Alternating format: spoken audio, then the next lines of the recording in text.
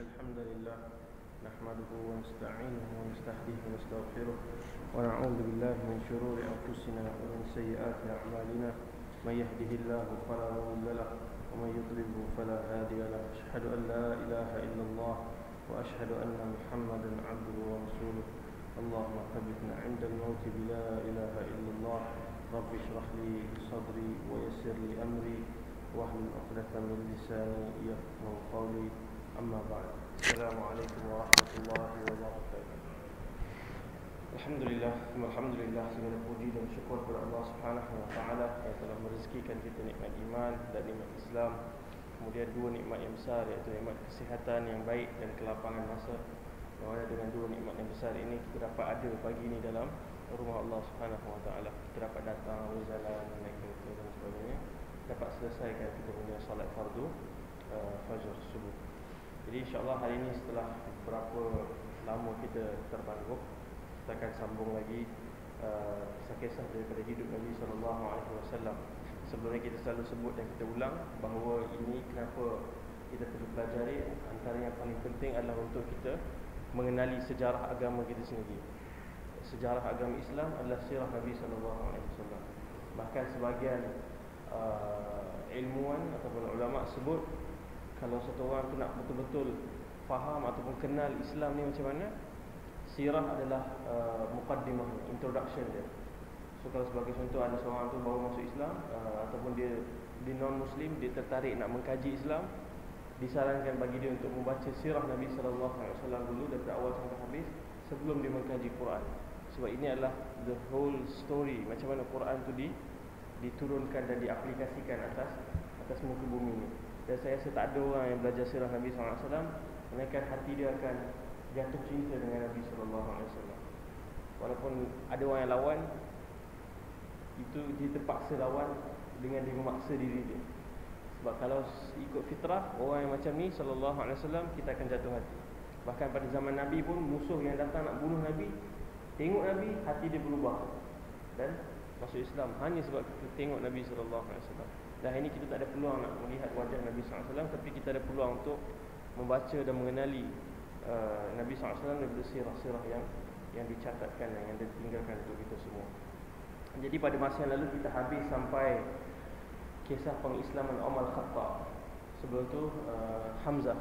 Dan kita cerita betapa hebatnya pengislaman dua orang yang besar ini, yang gagah ini. Kalau kita ingat sebelum ni, sewaktu Nabi SAW sudah mulakan dakwah secara terbuka, Nabi sudah ditekan dari segenap penjuru. Kalau istilahnya hari ini, semua orang, media, semua jentera, semua tekan Nabi SAW. Dan menjadi satu amalan, kalau siapa tak kutuk Nabi, maksudnya dia is not from among us. So semua orang akan kutuk Nabi dan buat something supaya dia kelihatan menentang Nabi. So Nabi dalam keadaan begitu, sahabat pun tertekan. Dan kalau kita lihat sebelum kita baca kisah-kisah bagaimana keluarga Yasir, Sumayyah, Ammar, Yasir, semua diseksa. Dan kemudian kita sebut bagaimana suatu ketika dah tak tahan, Ammar dia sebut, okey, aku pujilah agama ataupun berhala Quraisy. Tapi hati dia langsung tidak berganjak. Dia terus berlari jumpa Nabi SAW. Dia beritahu apa yang dia dah buat. Nabi tanya, waktu tersebut tu hati engkau ada bergocak, ada bergerak? Dia kata tak, solid. Lalu Allah SWT turunkan ayat beritahu yang mereka menyebutkan perkataan macam ni tapi hati mereka tetap. So nak beritahu sahabat zaman tu solid iman dia, radhiyallahu anhum. Mereka sangat solid walaupun diseksa, ditorture macam mana pun, mentally, physically mereka kuat, mereka tahan, mereka resist semua tu. Dan pada waktu itu, kalau kita lihat dalam Quran, adanya turun ayat jihad sewaktu di Mekah. Sedangkan di Mekah arahannya adalah jangan lawan walau macam mana pun ditekan. So kalau kita lihat ayat itu, konteks dan maksudnya adalah berjihad dengan Quran. Sampaikan, fahamkan mereka dengan Quran, bertahan dengan Quran. Itu yang disyariatkan pada fasa Mekah. Jadi selepas berlaku tekanan yang panjang, Nabi SAW berdoa, Ya Allah, Allahumma izzal Islam bi ahadi umarain. Ya Allah, bagi izzah, kekuatan kepada Islam dengan salah satu daripada Umar. Umar Al-Khattab ataupun Amr bin Hisham. Amr ni Abu Jahal. Abu Jahal kita sebut dia Abu Jahal ni gelaran yang bagi Nabi SAW. Gelaran dia yang digelari, bagaimana orang Arab Quraisy menggelarkan dia adalah Abul Hakam, the father of wisdom, sebab dia memang pandai. Dan kita akan lihat satu kisah sekejap lagi, dan kita akan lihat dia ni memang sharp, dia memang pandai. Dia bukan orang bodoh-bodoh berjalan, tidak. Tapi dia pandai dan dia jahat. Dia jahat. Sebab tu dalam Quran banyak kisah Fir'aun, kisah Qarun. Kenapa Allah ulang-ulang Allah cerita macam mana cara dia cakap, cara dia berjalan, cara dia argue dengan Nabi Musa. Sebab Allah nak kita study macam mana seorang politician yang hebat tapi dia jahat. Dia genius tapi dia jahat. Sebab karakter seperti itu akan ada sampai akhir zaman. Setiap zaman kita akan berdepan dengan karakter seperti Fir'aun ni. Rejim yang zalim, bunuh orang, tak nak turun daripada jawatan dan sebagainya. So itu perkara yang kita kena belajar dan fahami. Sebab tu Allah SWT bawa kisah-kisah seperti itu.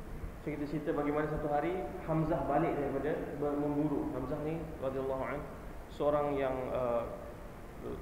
kita kata traveller lah. Dia suka keluar, dia memburu dan dia gagah. Satu hari Abu Jahal keluar daripada rumah dalam keadaan bad mood.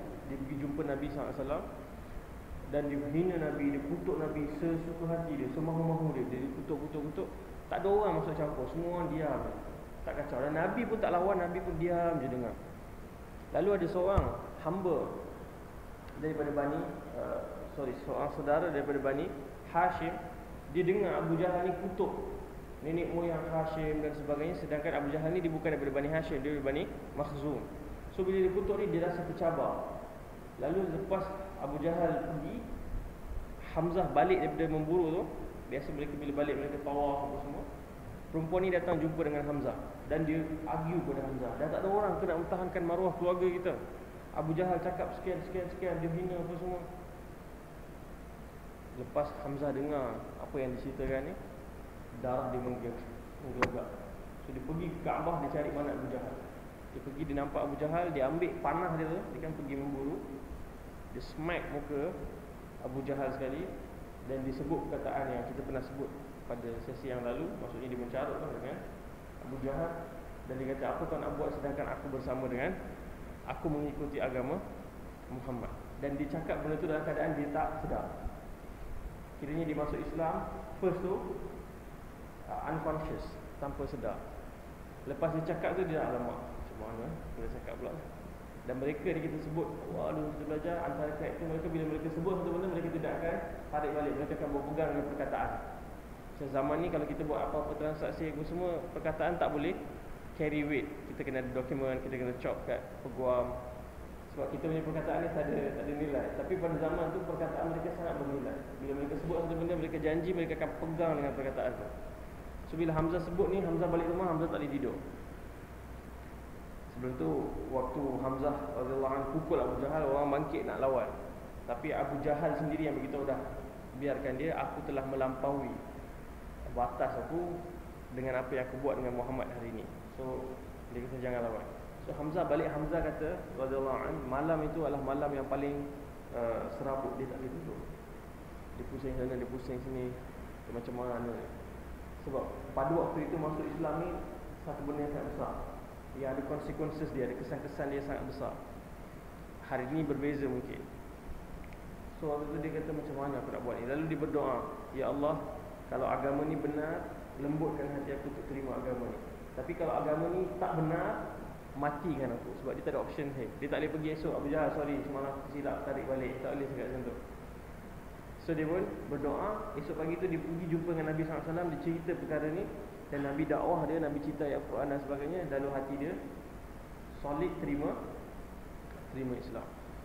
So bila Hamzah masuk Islam, itu adalah tamparan yang pertama buat Quraisy.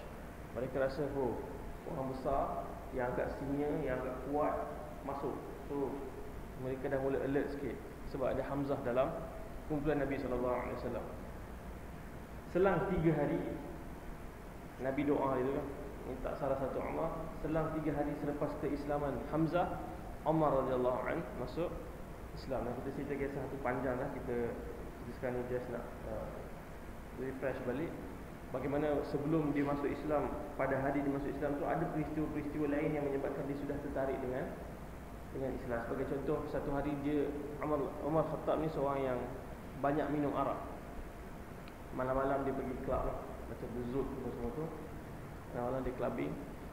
Tapi pada hari tu dia nak clubbing, nak pergi minum air, minum arak, kawan dia tak ada. Dia pergi tempat orang jual pun tak ada. So dia macam semua yang nak geng dia ni tak ada. Jadi dia pun kata, okey, baik aku pergi tawaf lah.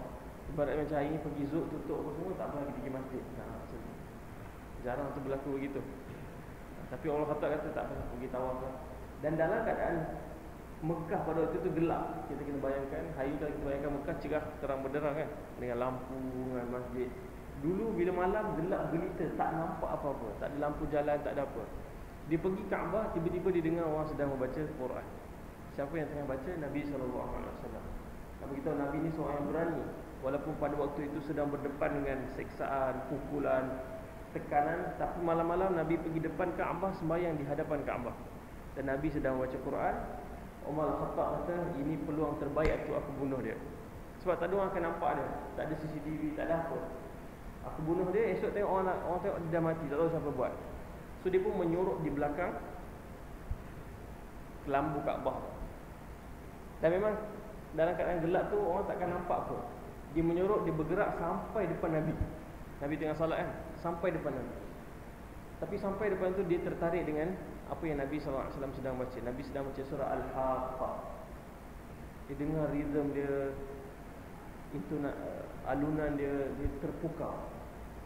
Dia terpukau, dan kita tahu surah Makkiyah ni ayat dia pendek-pendek, tapi dia sangat rhythm, dia sangat sedap. Dia punya habis dia sama. Kemudian ayat dia pendek tapi sharp. So dia akan buat pendengar akan rasa jadi takjub dengan ayat yang pendek-pendek tu. So bila dengar tu, dia mula kata, ish, dia ni tukang sihir kot. Lalu ayat seterusnya beritahu, wa ma huwa bisahir, dia ni bukan tukang sihir. Qalilan ma tadhakkarun, sikit sekali kamu beringat. Ini bomoh kot. Wa ma biqauli kafir, dan dia juga bukan bomoh. Qalilan ma tu'minun, sangat sedikit kamu beriman. Allah Taala kata, semua aku benda yang aku cakap ni, Nabi respon dalam keadaan Nabi tak tahu dia ada kat depan tu. Dan sebenarnya Allah SWT sedang berbicara dengan Umar Khattab dalam keadaan Nabi pun tak tahu yang depan tu ada Umar. So bila macam tu dia kata, itulah pertama kali hati aku mula lembut dengan Islam. Tapi dia masih keras macam dulu lah. Dia tak ada datang jumpa Nabi waktu tu, masuk Islam terus, tak ada. Sampailah satu masa Abu Jahal dah keras. Abu Jahal kata, siapa boleh bunuh Nabi ni, boleh bunuh Muhammad SAW, aku akan bagi 100 ekor unta. Dan boleh pilih nak unta merah ke unta biasa ke, boleh pilih. Dan Umar Khattab tahu ini peluang terbaik, sebab dia ada kemampuan untuk bunuh dan sebagainya. So kita kata, dia dengar Abu Jahal kata, dia tertarik dan dikeluarkan pedang dia dan berjalan. Dan kadang pedang dia ada di luar. Orang Arab bila tengok orang berjalan dengan pedang tak bersarung, dia tahu orang ni ada hajat yang besar. So salah seorang daripada sahabat ni tahan dia. Tapi Umar tak tahu dia sahabat. Dan kau nak pergi mana? Aku nak pergi bunuh Muhammad, dia kata. Dia kata, gila kau nak bunuh Muhammad. Kalau kau bunuh dia, kaum dia, Bani Hashim akan bangun dan lawan kau. Dia kata, aku tak kisah apa jadi lepas tu. Yang penting aku nak hentikan semua masalah ni. So sahabat ni fikir macam mana nak buat ni. Dia kena halang, dia tak boleh bagi Umar pergi dan bunuh Nabi. Dan kalau orang lain cakap, dia mungkin tak, okey, tak apalah pergi, kau takkan boleh buat apa pun. Tapi ni Umar, kalau Umar pergi, barangkali banyak benda dia boleh buat. Sebab Umar memang kuat. Lalu dia kata, apa kau nak sibuk sangat dengan Muhammad, sedangkan keluarga kau sendiri kau tak boleh nak jaga. Ini keluarga aku. Lalu dia kata, adik kau Fatimah binti Khattab dah masuk Islam. So dia pergi patah balik, tukar route, pergi rumah dia. Dan kita cerita waktu tu dia orang pergi rumah tu, apa Fatimah sedang buat? Fatimah bersama suaminya sedang belajar Quran. Sedang belajar Quran daripada Khabbab. Khabbab ni sahabat Nabi yang ditekak belakang dia dengan besi sampai lubang-lubang dan cair belakang dia. Dia sedang mengajar Quran. Bila Umar ketuk tu, Khabbab lari masuk dalam tempat menyorok lah dalam rumah tu, masuk dalam wardrobe contohnya. Kita nak faham hari ni. Dia masuk dan dia sorok, tak berani berdepan dengan Umar. Lalu Umar masuk, Umar kata, aku dengar korang baca benda tadi. Adik dia kata tak ada apa-apa pun semua. Berlaku pergelutan sampai Umar terpukul Fatimah sampai berdarah. Umar Khattab walaupun dia fizikal dia keras, dia kuat, tapi dia ada hati yang lembut. Dan kita akan lihat perkara itu konsisten sampai kematian Umar Khattab nanti. Walaupun dia keras, dia tegas, tapi kita akan lihat dia banyak menangis. Dia sangat kesian dengan orang miskin. Dia ada perasaan macam tu. So bila macam tu dia jadi bersalah sangat. Lalu dia kata, okey, aku janji aku tak kawal apa. Aku minta nak tengok je apa benda yang korang baca. Jadi Fatimah kata, pergi bersihkan diri dahulu. So sebagai orang komen, ini antara bukti pegang Quran kena ada wuduk dan sebagainya. Tapi itu perbincangan fiqh, kita tak nak masuk. So dia kata pergi bersihkan diri. So orang Khattab bersihkan diri dan dia diberikan scroll. Waktu itu Quran tak ada dalam bentuk mushaf, dalam bentuk ditulis di kulit binatang, di papan-papan kayu, di pelepah tamar dan sebagainya. So dia bagi scroll tu, dia baca surah Taha. Dia baca surah Taha dan dia menangis sampai basah janggut dia. Dia kata benda ni yang Quraisy lawan. Maksudnya ada orang yang lawan Islam hari ini, dia sebenarnya tak faham pun Islam apa sebenarnya. Dia betul-betul kau-kau ditentang Islam dalam keadaan dia sebenarnya tidak pernah di-approach dan diterangkan apa sebenarnya Islam. Okay? So memang ada orang macam tu. Seperti Umar Khattab, dia sebenarnya belum encounter lagi betul-betul apa benda yang ada dalam Quran. So bila dia encounter tu, dia menangis dan dia tanya, mana Muhammad, aku nak cari. Dan waktu itu location Nabi SAW adalah rahsia. Tapi di rumah tu ada siapa? Ada Khabbab. Khabbab keluar terus. Tadi dia sorok, lepas Umar kata mana Muhammad, dia keluar tiba-tiba. Dia kata betul lah doa Nabi beberapa hari yang lepas.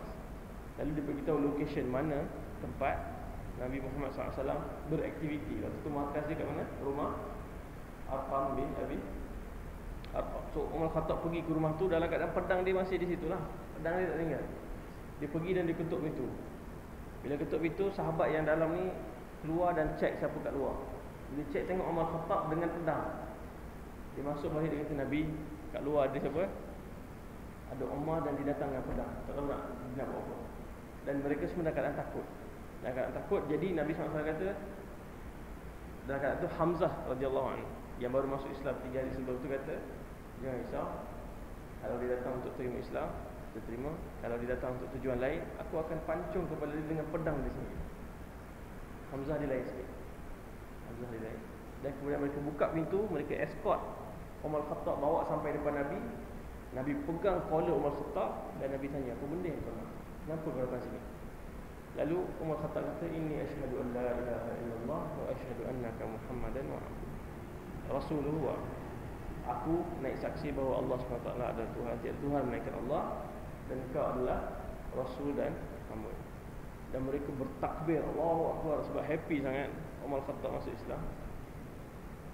Sampai dengar kat tempat Mekah.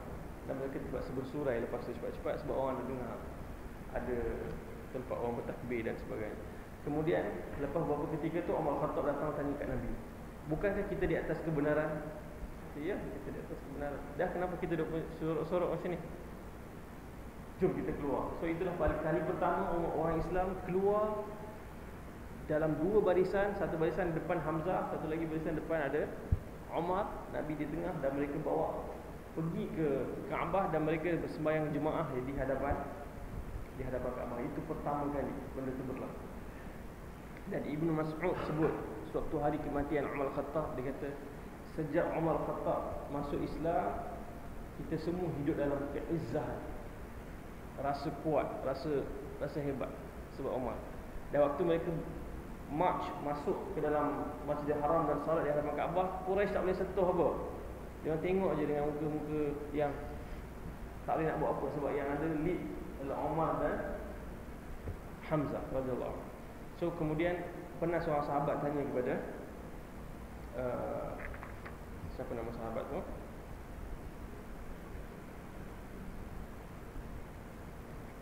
Barangkali Ibnu Mas'ud ataupun Ibnu Abbas. Dia tanya kepada Umar Khattab, macam mana kau dapat nama Al-Faruq, Umar Al-Faruq? Lalu Umar Khattab cerita kisah ni, dan dia kata lepas berlaku peristiwa salat di hadapan Kaabah tu, Nabi kata engkau Al-Faruq, sebab kau dah menjadi orang yang memisahkan antara kebenaran dan kebatilan. Sejak kau masuk Islam, kebenaran dah boleh keluar dan appear public betul-betul depan Kaabah. So bila berlaku benda ni, Quraisy dah dalam keadaan yang sangat chaos. Tak boleh buat apa dah. Orang yang sangat kuat dah masuk Islam, dan sekarang ni bukan benda mudah untuk pergi lawan. Kena sepak sekali dengan Allah boleh mati terus. So itu keadaan. So mereka buat apa? Mereka tukar strategi, mereka nak offer something kepada Nabi SAW. Dan benda ni normal. Sampai hari ni pun dalam dunia politik benda tu digunakan. Kalau kau lawan, akan ada orang datang jumpa kau, offer berapa juta, tutup mulut, jangan buka dah. So kemudian lepas tu bergantung pada prinsip lah. Kalau sebelum ni dia lawan sungguh-sungguh dapat timbalan menteri, dia diam, itu mungkin barangkali daripada golongannya yang dapat offer dia senyap lah. Atau ada orang dapat offer dia lawan juga, maka end up lah di tempat-tempat yang derita. So benda ni normal daripada zaman dulu lagi, benda ni dipraktis. So mereka hantar Utbah bin Rabi'ah, seorang negotiator yang paling power. Dia ni boleh kata spokesman lah, orang yang pandai berhujah dan pandai buat deal. Dan setiap kerajaan dia akan ada orang macam ni. Sampai hari ni pun kita ada duta-duta dan sebagainya, orang-orang yang boleh struck deal. So dia hantar pemuka Quraisy berdepan dengan Rasulullah SAW. Mereka hantar Utbah pergi jumpa dengan Nabi SAW, dan dia offer kepada Nabi SAW semua benda lah. Kau nak jawatan, kau nak wanita, kau nak harta, kita boleh bagi semua. Yang penting kau stop buat benda. Dan dia cakap dengan perkataan dia yang sangat hebat dan sebagainya. Lalu Nabi SAW kata, dah, kau dah habis cakap dah? Okey, sekarang dengar aku cakap pula. So Nabi SAW terus membaca surah Fussilat sampai habis, sampai kepada ayat Nabi bercerita tentang kaum 'Ad dan Thamud yang dihancurkan oleh Allah SWT. So Utbah dengar dalam keadaan dia tak ganggu, dia dengar je apa Nabi baca, dan dia sangat terpukau. Utbah ni juga seorang yang sangat mahir dalam syair, dia tahu bahasa ni semua, dan dia dengar, dia kata ini bukan syair, bukan kata-kata manusia. Dia dengar sampai ayat Allah cerita Allah hancurkan kaum-kaum sebelum ni. Utbah tutup mulut Nabi. Hasbuk, cukup. Dia kata dah, kita nak dengar dah, cukup. Dia takut.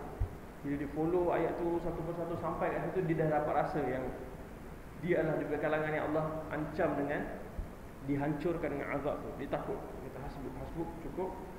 Dia back off, dia keluar. Bila dia keluar, orang Quraisy tadinya dengan happy tunggu apalah keputusan Mesyuarat Agung Majlis Tertinggi ni contohnya, baru habis jumpa dengan Nabi ni, apa keputusan dia, keluar tengok Utbah muka berubah. Kenapa? Dia kata ini bukan kata-kata manusia. Engkau pun dah kena sihir tak? Dia kata bukan sihir. Dia tahu aku ni orang yang belajar semua benda ni, aku tahu ini bukan sihir. Jadi mereka rasa, dia pun dah goyang. Quraisy bertambah beban.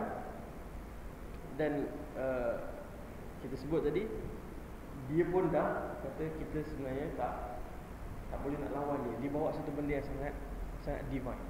So dia pun keluar. Tapi dia tak masuk Islam. Betul, dia pada waktu itu dia tidak masuk Islam. Kemudian bila benda-benda ni semua tak berjalan, Quraisy bermesyuarat dan mereka decide untuk buat satu benda untuk memulaukan Nabi SAW dan keluarga Bani Hashim. So mereka buat decision ni. Lalu Abu Talib, siapa Abu Talib? Pakcik Nabi SAW, yang paling penting sepanjang fasa Mekah ni, yang memberikan perlindungan politik kepada Nabi SAW. Okay. Bila keadaan dah susah, dibawa semua Bani Hashim ni pergi ke satu lembah. Kita lihat dalam buku sirah kita ni, siapa yang ada bawah. Tanah itu milik Abu Talib. Tanah itu milik dia. Lalu dikumpulkan semua orang daripada Bani Hashim termasuk yang Islam dan bukan Islam, untuk pergi keluar dari Mekah, duduk di lembah tu. Okey, duduk di lembah tu. Dan bayangkan, yang bukan Islam ni pun, walaupun semua ni berlaku sebab Nabi SAW. Kalau tak ada Nabi ni, benda ni tak perlu Bani Hashim dipulaukan. Tapi benda ni semua berlaku disebabkan Nabi SAW, dan Nabi SAW bawa Islam. Mereka di kalangan Bani Hashim ada yang tak terima Islam pun, tapi mereka dengan solidariti, sebab Nabi ni adalah daripada kaum kita, klan kita, so mereka pun keluar. Dan yang paling jelas sekali Abu Talib lah. Abu Talib tak masuk Islam pun. Tak masuk Islam pun. Sampai ke sudah, sampai akhir hayat dia nanti, dia tak masuk Islam. Tapi dia pergi duduk dengan Nabi SAW. Ada riwayat menyebut 2 tahun, ada riwayat menyebut 3 tahun. Dan dalam sirah kita akan lihat, sebenarnya kita ada banyak reports ataupun riwayat daripada tempoh 2-3 tahun tu. Apa yang berlaku sewaktu mereka hidup dalam pemulauan. Sebab apa? Banyak sebab. Antaranya fasa Mekah ni memang paling kurang. Kalau kita tengok buku sirah pun, kalau kita bahagikan buku sirah ni kepada 3 bahagian, fasa Mekah ni yang 13 tahun ni akan ada satu bahagian ni. Lagi 2/3 sirah ni adalah fasa Madinah yang lebih pendek daripada Mekah 10 tahun. Sebab apa? Waktu di Madinah mereka boleh lebih menulis sirah, mereka boleh lebih mencatatkan banyak kisah-kisah yang berlaku. Berbanding di Mekah, mereka hidup dalam keadaan tertekan, mereka hidup dalam keadaan ditindas. So mereka tak ada mencatatkan, dan barangkali mereka tak nak ingat pun benda-benda yang perit seperti itu. Okey. Jadi di perkampungan Bani Kinafah di lembah Muhassab, mereka berkumpul lalu mengikat kerjasama untuk menghadapi Bani Hashim dan Bani Al-Muttalib. So dua bani ini dipulaukan. So apa kandungan perjanjian dia? Kita lihat kat sini. Ini terms and condition yang mereka agree, yang mereka setuju, dan mereka jadikan polisi. Maksudnya semua orang binded kepada polisi ni. Mereka kata tidak boleh berkahwin dengan mereka. Maksudnya tak ada any proposal, tak ada sebarang marriage yang berlaku antara Quraisy dengan mana-mana bani lain, dengan Bani Hashim dan Bani Al-Muttalib. Yang kedua, tidak boleh berurus niaga. Tak ada orang yang berniaga kat pasar yang boleh berjual beli dengan Bani Hashim ataupun Bani Al-Muttalib. Tidak boleh duduk semeja pun. Okey, tidak boleh duduk semeja dan bergaul, serta tidak boleh menziarahi rumah mereka. Kalau kita faham betul-betul, maksudnya complete cut off. Jangan ada sebarang urusan dengan Bani Hashim dan Bani Al-Muttalib. Dan kalau kita nak ambil contoh zaman sekarang ni, seperti apa yang dilakukan oleh kuasa-kuasa besar sebagainya, memulaukan ataupun buat embargo, buat sekatan ekonomi. So benda macam itulah mereka buat. Mereka nak bagi tekanan supaya mereka ni, kalau bunuh direct, jadi bunuh. Kalau macam ni, semua agree lah kiranya untuk pulaukan dan biar mereka hidup dalam derita sampai mereka kembali kepada kesyirikan ataupun kepada agama yang menyembah berhala.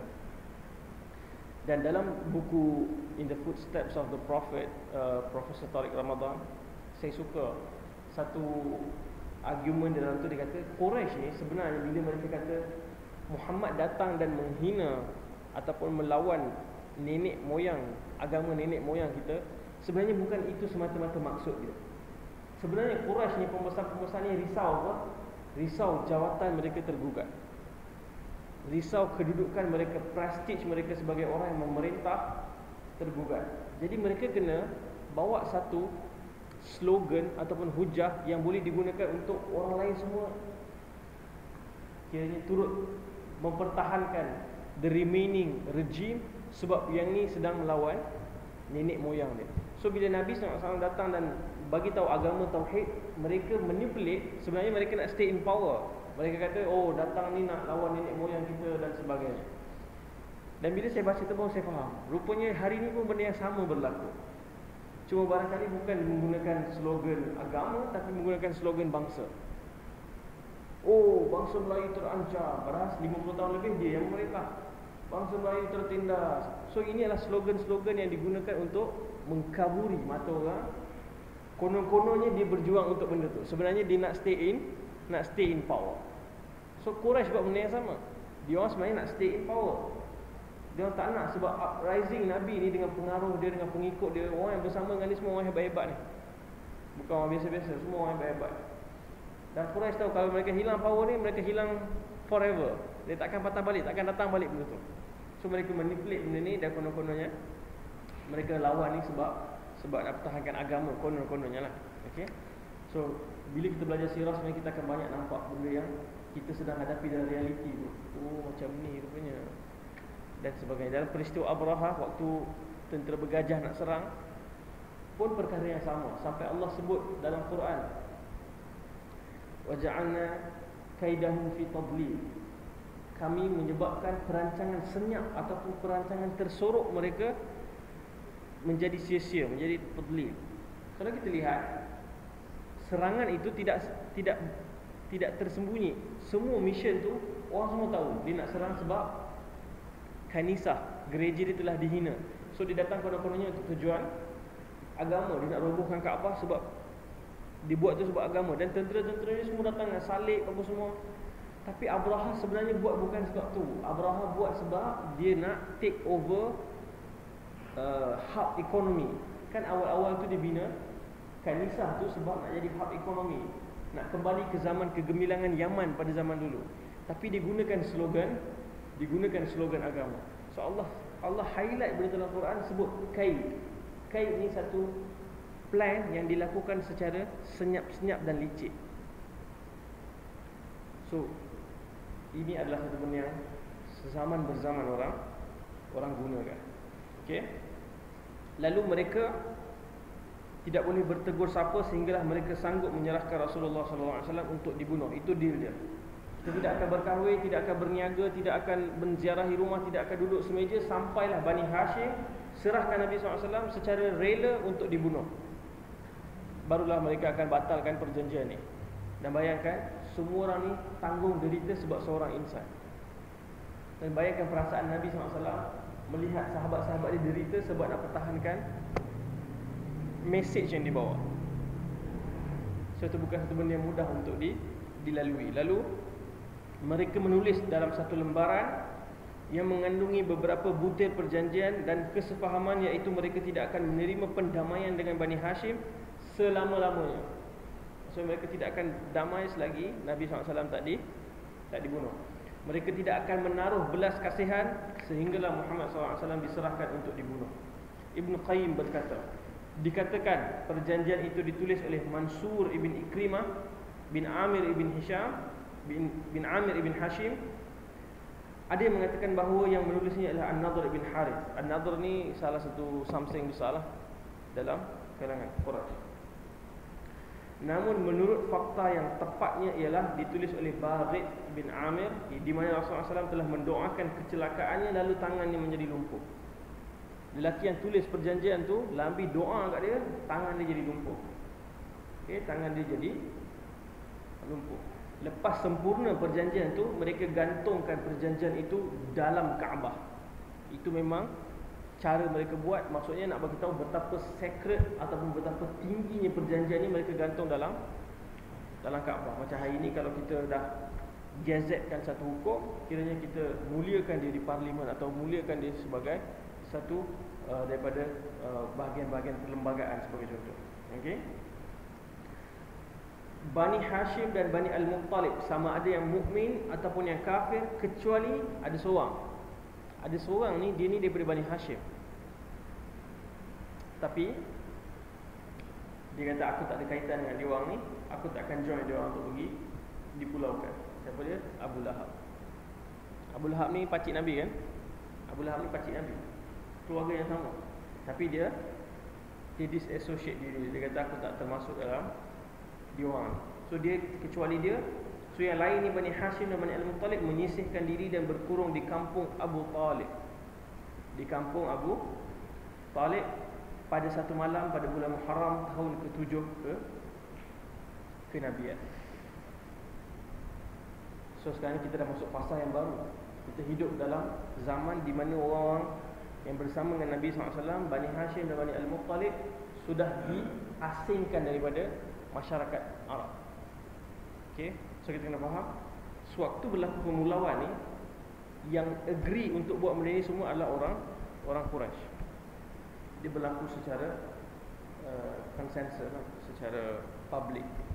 Kira semua orang diam, kita dah setuju lah kan. Tak ada orang lawan waktu tu, tak ada orang yang menentang, sebab yang struck the deal adalah Abu Jahal, dan dia bukan orang yang biasa-biasa. Tapi waktu musim haji, orang luar akan datang ke Mekah. Jadi itu adalah satu-satunya peluang untuk orang-orang Bani Muttalib dan Bani Hashim untuk berniaga, untuk dapatkan bekal makanan dan sebagainya. Tapi waktu mereka datang haji pun, Abu Jahal akan pergi jumpa dengan pedagang-pedagang yang datang waktu haji ni. Dan kalau mereka nak berniaga dengan Bani Hashim atau Bani Al-Muttalib, Abu Jahal akan offer double price. Jangan berurus niaga dengan dia, kami akan bagi kamu double price. So itu pun dia ganggu. Dia tak bagi langsung ada orang supply apa-apa kepada orang yang dipulaukan. Orang luar dia tak tahu benda-benda ni. So dia beli, dia yang penting dapat profit kan. So dia beli, dia jual dengan orang yang offer double profit ataupun double bayaran. Pengepungan dijalankan dengan begitu hebat sekali, segala bekalan makanan dan bahan keperluan disekat. Kalau kita lihat hari ini apa yang berlaku di Gaza dikepung dengan tembok yang dibina oleh Israel, dan mereka struggle sebab apa-apa makanan mesti kena bawa masuk. Dan mereka tanam apa yang ada kat dalam tu sangat limited, sangat terbatas. Bekalan makanan sangat terbatas. Bayangkan baru ni kita ada seorang daripada aktivis Palestin, dia cerita betapa mahalnya barang-barang yang mereka smuggle masuk dalam tunnel-tunnel yang ada tu untuk bawa masuk dalam Gaza. Benda-benda simple macam kambing, kalau kita kambing ni RM800, disebabkan mereka kena smuggle apa semua, harga dia jadi beribu. So itu memang normal lah, sebab dia ambil risiko kan. So semua disekat, ubat-ubatan tak boleh masuk. Dan kawan saya seorang bekerja di TV Al-Hijrah, baru ni dia pergi. Lepas dia masuk border, waktu tu zaman Morsi, border buka, kemudian berlaku problem. Rupanya di border tu beratus orang beratur tunggu giliran nak masuk, bawa anak-anak yang sedang sakit. Ada yang memang teruk, dah tak ada ubat dah dan sebagainya. Mereka tunggu kat situ berhari-hari untuk boleh masuk ke Mesir untuk dapatkan bekalan ubat-ubatan.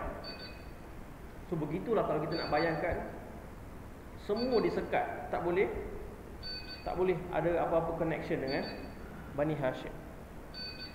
Okey. Di sebalik kampung itu, disebabkan kelaparan dan derita, daripada Mekah ni mereka boleh dengar bunyi-bunyi suara-suara wanita dan anak-anak menangis di wadi Abu Talib. Mereka boleh dengar mereka menangis sebab kelaparan dan sebab derita. Tiada bekal sampai kepada mereka melainkan secara sulit. Ada beberapa orang, dia ada rasa belas kasihan, walaupun dia di kalangan Quraisy, dia ada waktu tu untuk buat deal semua tu, tapi dia punya perasaan tak boleh terima benda ni. So dia orang akan buat apa? Setiap seminggu sekali mereka akan load barang-barang dalam atas unta, dan mereka akan lepaskan unta tu pergi ke sana, pergi ke wadi tu, sampaikan makanan. So itu mereka buat secara rahsia dan secara sulit. So at least seminggu sekali orang ni akan dapat bekalan makanan untuk terus hidup. Mereka tidak dapat keluar dari kampung itu untuk membeli barang keperluan, melainkan pada bulan-bulan haram. Sebab apa ada bulan-bulan haram? Bulan haram tak boleh tumpahkan darah. Even kalau kita study orang Quraisy pun, bisnes dia pergi pasar-pasar besar macam Uqab dan sebagainya, mereka buat pada bulan-bulan haram. Sebab kalau pada bulan luar haram, possibilities kena rompak, kena bunuh ni sangat tinggi. Mereka hidup dalam society yang sangat korup. Okay? Mereka membeli barang yang dibawa oleh rombongan dagang ke Mekah dari luar Mekah. Akan tetapi penduduk Mekah akan menambah harga barang tersebut sehingga mereka tidak berupaya untuk membeli mereka. Okay? So selesai ni, kita sebab kita tak nak spend masa detail, dan kita sebenarnya tak ada banyak detail pun apa yang berlaku di dalam tempoh permulawan tu. Cuma apa yang diceritakan sini adalah siapa yang menjaga Nabi, siapa yang bawa masuk gandum dan sebagainya. So saya rasa insyaAllah itu tak penting. Yang kita nak lihat sekarang adalah bagaimana bila satu kaum itu sudah agree untuk pulaukan dia, tapi perjanjian itu boleh dibatalkan. Dan saya sangat-sangat inspired dengan kisah bagaimana perjanjian ini boleh dibatalkan, yang mana dimulakan oleh effort seorang. kemudian tambah jadi 2 orang, kemudian tambah jadi 3 orang. So kita akan habiskan hari ini insya-Allah dengan kita faham betul-betul bagaimana perjanjian ini dibatalkan. Okey. 3 tahun penuh berlalu. Menurut Rahib Maktum, pandangan yang dipilih adalah 3 tahun mereka di pulau. Keadaan mereka masih tidak berubah. Pada bulan Muharram tahun 10 kenabian berlakulah pembatalan perjanjian tersebut. Macam mana perjanjian itu berlaku? Orang yang memainkan peranan dalam membatalkan perjanjian ini adalah seorang yang bernama Hisham ibn Amr. Dia ni Bani Al-Amr. Okey, Bani Amr. Dia datang, dia ni orang yang sebenarnya selalu sembunyi-sembunyi hantar bekalan makanan. Dan dia sangat-sangat simpati dan sedih dengan apa yang berlaku dengan orang yang bersama dengan Nabi sallallahu alaihi wasallam. So dia hantar makanan mula-mula, tapi lama-lama dia kata sampai bila macam ni? Sampai bila aku nak buat macam ni? Dan sampai bila mereka akan hidup dalam keadaan macam tu? Tak boleh ada connection langsung dengan society, tak boleh jumpa dan sebagainya. Dan sebelum tu saya lupa nak sebut, waktu mereka duduk di lembah tu, di tempat pemulauan, ada sahabat-sahabat yang zaman Madinah mereka cerita sedikit-sedikit apa yang mereka ingat daripada zaman tu. Mereka kata mereka ingat mereka tak ada makanan apa pun, mereka kutip atas tanah mereka makan. Mereka tak tahu pun apa benda tu, sama ada dia najis unta ke, dia kulit ke, apa pun tak tahu, dia makan. Dan memang ada orang yang macam tu sampai ke hari ni. Sebagai contoh pelarian-pelarian di Syria dan sebagainya, kita lihat mereka hidup barely macam tu. Sampai United Nations pun beritahu kami dah tak ada dana dah nak support makanan dia orang. So apa dia nak buat? Kerja tak boleh dapat. Kawan-kawan saya yang masih belajar di Jordan beritahu, pelarian-pelarian Syria ni datang ke Jordan, mula-mula bawa duit lah. Lepas tu bekalan dah habis. Sebab apa? Mereka tak boleh kerja. Mana mereka nak dapatkan income? Mereka tak boleh hantar anak pergi sekolah. Jadi mereka mula mencuri. Sebab keterdesakan. Ada yang pecahkan paip-paip rumah ni, ambil air dalam botol, jual tepi-tepi jalan. Itu yang mereka boleh buat. Dan kes rompakan dan sebagainya makin bertambah sebab ada satu segmen dalam society ni mereka tidak diberikan sebarang hak. Tak boleh kerja, tak boleh ni. Mereka lari daripada rumah mereka, mereka tak ada tempat berlindung. So itu yang berlaku sekarang. Dan kita lihat bagaimana sahabat cerita mereka makan apa saja yang mereka jumpa. Dan kita tak ada pengalaman tu, so kita susah nak bayangkan. Tak apa, kita tak ada satu masa pun kita lalui dalam hidup ni tak ada benda nak makan kan? Kita sentiasa banyak makanan kita buang. Mana rumah yang tak buang makanan? Cuba cari. Itu yang paling susah kita nak jumpa sekarang. Kita buang sangat banyak makanan dan kita tak boleh nak hayati kisah ni, bagaimana mereka hidup dalam keadaan begitu. Jadi siapa nama dia? Hisham. Ingat nama dia betul-betul sebab karakter dia ni akan kita follow lepas ni. Hisham ibn Amr, dia pergi berjumpa dengan seorang lelaki nama dia Zuhair. Dia jumpa dengan Zuhair. Dia kata, wahai Zuhair, adakah engkau suka untuk makan dan minum sedangkan saudara-saudaramu dalam keadaan seperti engkau tahu? Dia mula nak trigger, dia nak tanya supaya orang tu boleh dapat rasa apa yang dia rasa. Kita lihat apa Zuhair jawab. Zuhair jawab, jahannam kamu, apa yang boleh aku buat sedangkan aku cuma seorang sahaja. Demi Allah, kalau ada seorang lagi yang bersamaku, nescaya akan kuusahakan membatalkan perjanjian itu. Macam hari ni orang datang jumpa kita tanya, macam ni kita nak ubah benda ni, penuh dengan korupsi apa semua. Kita kata, apa aku boleh buat? Aku ni tak ada benda. Ibaratnya begitulah. Ibaratnya begitu. Hisham berkata, engkau telah pun menemui orang itu. Dia kata, engkau bukan seorang, engkau ada seorang lagi. Siapa? Zuhair tanya, siapa dia? Dia kata, akulah orangnya. Tadi Zuhair kata cukup seorang kan? Zuhair kata, cari lagi orang ketiga untuk bersama dengan kita. So dia start movement seorang. Dia dapat 2 orang dah sekarang. Sekarang dia kata kita kena cari orang yang ketiga. Tengok Hisham ni, dia punya dedication dia. Orang-orang macam ni akan sentiasa ada di kalangan kita. Dia ni orang yang percaya dengan prinsip dan dia akan bekerja. Walau apa pun harga yang perlu dibayar, dia akan bekerja untuk bawa perubahan. Okay, lalu Hisham pergi berjumpa dengan Mut'im bin Adi. Lantas menyebut tentang hubungan kekeluargaannya dengan Bani Hashim dan Bani Al-Muttalib yang merupakan 2 orang anak Bani Manaf. Dia mencela Mut'im kerana bersetuju membiarkan Quraisy melakukan kezaliman ini. Lalu Mut'im berkata, tadi dia jumpa Zuhair, Zuhair cakap benda yang sama, Mut'im pun cakap benda yang sama. Dia kata, jahannam kamu, apa yang aku boleh buat sedangkan aku cuma seorang. Lalu Mut'im berkata, lalu Hisham berkata, kamu telah mendapati orang yang kedua. Kau dah dapat orang kedua, kau bukan seorang. Mut'im bertanya, siapa orangnya? Jawab dia, akulah orangnya. Hisham kata, akulah orangnya.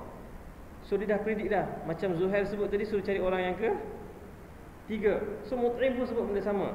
Carikan orang yang ketiga. Hisham jawab orang ketiga pun dah ada. Siapa?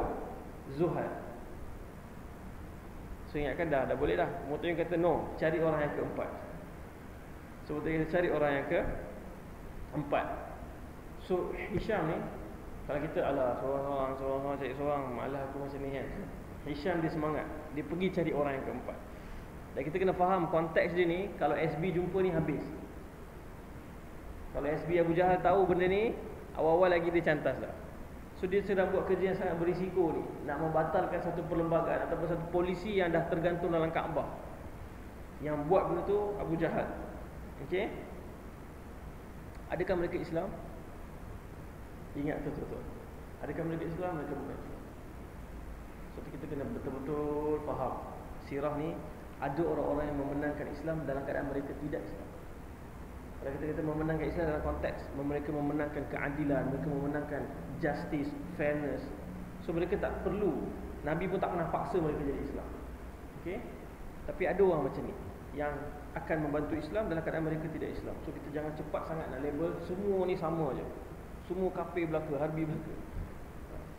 Ini semua slogan orang yang macam tadi, nak pertahankan kuasa, dia guna bangsa lah, kafir lah dan sebagainya. Okey? Lalu Hisham pergi berjumpa dengan Abul Bakhtari. Ini orang yang keberapa? Orang yang keempat yang dicari. Dan berkata kepadanya seumpama yang dikata. Dia guna dialog sama je, simple je message dia. Kau duduk makan, kau duduk hidup senang-senang, saudara-saudara kita dekat situ terseksa. Kau tak rasa nak kena buat apa-apa ke? So ibaratnya macam itulah. Dan jawabnya ya. Abul Bakhtari bertanya, siapa orangnya? Abu Bakhtari, adakah orang yang membantu rancangan ini? Abu Bakhtari tanya, kau duk tanya aku ni ada orang nak tolong ke apa yang kita nak buat ni? Hisham kata ya. Dan ditanya siapa orangnya, dan dia kata ada Zuhair, ada Mut'im, dan aku bersamanya. Abu Bakhtari kata cari orang yang kelima. So Hisham pun pergi cari orang yang kelima. Dia berjumpa dengan Zam'ah. Zam'ah ni orang yang kelima, lalu berbicara dengannya dan menyebutkan perihal hubungan kekeluargaan mereka dan hak mereka dan sebagainya. Zam'ah berkata, adakah seseorang yang mahu menyokong rancangan yang kau cadangkan ini? Dia kata ya, ada. Kemudian diberitahu nama, disebut satu-satu, Zuhair, Mut'im, Abu Bakhtari, aku sendiri dan sekarang kau. Kita dah 5 orang. Kemudian mereka berkumpul di Al-Hujun dan bersepakat bertindak membatalkan perjanjian tersebut. Zuhair berkata, aku yang akan memulakan cadangan ini, maka biarlah. Zuhair kata, aku yang memulakan cadangan ini, maka biarlah aku yang mula berbicara. Apa teknik dia, apa taktik dia? Hisham tadi tu, dia sebenarnya saudara dengan Bani Hashim dan Bani Al-Muttalib. So mereka buat plan, mereka duduk, mereka bincang, macam ni kita nak batalkan perjanjian. So mereka discuss dan mereka buat decision. Yang first kali akan bangkit dan bersuara adalah Zuhair, bukan Hisham. Sebab Hisham ada direct hubungan dengan orang yang di pulau. So Abu Jahal akan kata, kau bangun ni sebab kau ada saudara kau kat sana, bukan sebab benda lain. So orang lain yang akan bangun dulu. So kita lihat macam mana mereka buat teknik ni. Keesokan paginya mereka berkumpul dan datang ke tempat perkumpulan Quraisy. Kat mana Quraisy berkumpul? Siapa ingat? Di dekat Kaabah tu. Okey. Di dekat Kaabah mereka berkumpul. Setiap pagi mereka sembang-sembang, update berita dan sebagainya. Zuhair datang dengan memakai sepasang pakaian yang indah, lalu tawaf berkeliling Kaabah, keliling Kaabah sebanyak 7 kali. Kemudian dia tampil kepada orang ramai. Tengok, ini betul-betul berani ni. Ini whistleblower. Ini boleh kena tahan lah. Di bawah akta menggulingkan kerajaan. Okay. Hai penduduk Mekah, adakah kita sanggup makan dan memakai pakaian yang indah sedangkan Bani Hashim? Adakah kita sanggup makan dan memakai pakaian sedangkan Bani Hashim sedang menghadapi kebinasaan? Mereka tidak dilayan untuk berjual beli. Demi Allah, aku tidak berdiam diri melainkan setelah dikoyak lembaran perjanjian yang zalim itu. Dibangun disebut benda ni. First disebut ni is a shock. Orang semua terkejut. Dan ramai sebenarnya di kalangan ni sebenarnya ada perasaan ni zalim ni. Macam kita lah, zalim tapi tak nak buat apa-apa. Tak apalah, biarlah zalim nak buat macam mana. Dia tak ada action. Okay. So Zuhair dia datang, dia sebut benda tu. Abu Jahal dia tahu, oh bahaya benda ni. Dia kena halang cepat-cepat. Kalau tak nanti sekejap macam-macam surat khabar nanti keluar. Susah jadi. Semua fitnah belaka. Okey? So Abu Jahal berkata, ketika itu dia berada di salah satu sudut masjid, dia ada di dekat Kaabah tu juga. Engkau bohong, dia kata. Dia kata kat Zuhair, engkau bohong, demi Allah lembaran itu tidak akan koyak. Kemudian Zam'ah pula, bila Abu Jahal sebut ni kat Zuhair, tiba-tiba kat sebelah sini Zam'ah pula bangun. Zam'ah pula bangun, dia kata, demi Allah engkau lebih pembohong lagi. Kami tidak pernah merestui penulisan semasa ia ditulis. Kita orang tak pernah restu pun perjanjian yang zalim ini ditulis. Belum habis kawan ni cakap, Abul Bakhtari pula menyampuk. Kata, pula mencelah. Dia kata, Zam'ah benar, betul dia cakap. So bayangkan suasana tu, orang semua tengok, oh ramai juga sebenarnya lawan ni. Oh ini pun lawan dia. So dia jadi motivated lah. Macam kita lah, bila ramai berkumpul semua nak turun lah. Macam tu lah, lebih kurang. Okay. So Abul Bakhtari pun bangun dan kata, Zam'ah benar, kami tidak rela dengan apa yang ditulis di dalamnya dan kami tidak memperakuinya. Sekarang ni kita dah berapa orang dah? Mula Zuhair, kemudian Mut'im, kemudian Abul Bakhtari, ada seorang lagi Zam'ah. Sekarang ni Mut'im pula bangun. Kamu benar berdua, kawan dua betul. Okay? Dan bohonglah orang yang berkata lain daripada itu. Sedap ayat dia. Okay? Kami berlepas diri kepada Allah dan daripada lembaran ini dan apa yang ditulis di dalamnya. Kemudian Hisham ibn Amr juga berkata, Hisham keluar. Dia first kali initiate benda ni. Dia keluar last kali. Kata betul, mereka ni semua benar. Kami tak pernah setuju dengan apa yang ditulis. Dan kita sebut tadi Abu Jahal, nama sebenar dia apa? Gelaran sebenar dia Abul Hakam. Dia tahu benda ni. Dia kata, oh dia orang plan. Dia kata, Abu Jahal kata, ini adalah perkara yang telah dirancang malam tadi. Kamu berbincang tentangnya bukan di sini. Dia kata, kau ni bukan natural ni, kau orang plan. Dia kata, dia tahu. Tapi dia tak boleh buat apa dah. Orang dia dah dapat mencetuskan kebangkitan rakyat lah ibaratnya. Orang semua dah bangun, dia kata, no, kita nak stop benda ni, kita tak nak benda ni diteruskan. Dalam keadaan cerita ni sedang dikisahkan, kita kena alihkan kita punya kamera ke tempat Bani Abdul Muttalib dan Bani Hashim sedang di pulau. Dekat sana Nabi SAW mendapat mimpi. Nabi mimpi ni wahyu dari Allah, bagi tahu perjanjian itu telah dimakan anai-anai kecuali perkataan Bismikallahum. Okay? Perkataan itu yang tak dimakan anai-anai, yang lain semua dimakan anak-anak. Okay? So Nabi SAW bagi tahu kepada Abu Talib benda ni. Dia kata benda ni berlaku. Abu Talib kalau dia tak beriman dan yakin dengan apa yang Nabi sebut, dia akan cakap tak mungkin, impossible, bahaya, aku nak percaya benda ni, ambil risiko, bahaya. Tapi kalau kita lihat kat sini, Abu Talib dia percaya 100% apa yang Nabi sebut. Dan dia buat apa? Dia pergi ke Mekah. Kebetulan peristiwa ni pun sedang berlaku. Orang sedang nak cuba batalkan perjanjian ni. Abu Talib datang dan dia beritahu benda ni. Dia kata, anak saudara aku bagi tahu perjanjian itu telah dimakan anak-anak kecuali perkataan Bismikallahum. Dia kata, kalau benda tu tak benar, aku akan serahkan Muhammad untuk kamu bunuh. Berani dia buat bet tu. Dan dia bet dengan apa? Dengan Nabi sendiri, orang yang paling disayang, yang selama ni mereka derita 3 tahun sebab nak pertahankan dia. Nak bagi tahu Abu Talib yakin dengan Nabi 100%. Tapi dia tak terima Islam. Bayangkan perasaan Nabi waktu dia meninggal, waktu Abu Talib meninggal. Maksudnya dia yakin 100% ni. Kadang-kadang kita pun ragu-ragu, oh ni sunnah kan, betul ke bagus kan, tak tahu. Ni dia yakin betul. Lalu Quraisy kata, ini baru betul. Dan mereka confident benda tu tak akan mungkin berlaku. Anak-anak yang masuk makan apa semua tu tak mungkin. So mereka secara terbukanya, mereka bangun. Abu Jahal pun bangun, pergi ke tempat lembaran perjanjian itu untuk mengoyakkannya. Mut'im bangun nak pergi koyakkan. Tiba-tiba didapati anak-anak telah memakannya, melainkan kalimah Bismikallahum. Setiap tulisan yang merupakan nama Allah tidak dimakannya. So bayangkan, seluruh orang yang berkumpul kat situ menyaksikan kebenaran kata-kata Nabi SAW. sepatutnya boleh masuk Islam kan semua. Tapi still ada yang akan terus lawan. Kemudian perjanjian itu dibatalkan dan Rasulullah SAW keluar bersama pengikutnya dari kampung tersebut. Orang-orang musyrikin telah melihat satu tanda yang besar tentang kebenaran kenabiannya. Sayangnya mereka itu tidak lebih seperti yang diberitahu oleh Allah. Dan kalau mereka, iaitu kaum musyrikin, melihat sesuatu mukjizat, mereka berpaling ingkar sambil berkata, inilah dia sihir yang akan terus menerus berlaku. Dia kata sihir pula dah. Mereka berpaling daripada mengambil iktibar tentang tanda tersebut dan menambahkan lagi kekufuran di atas kekufuran yang sedia ada. Okey, yang sedia ada.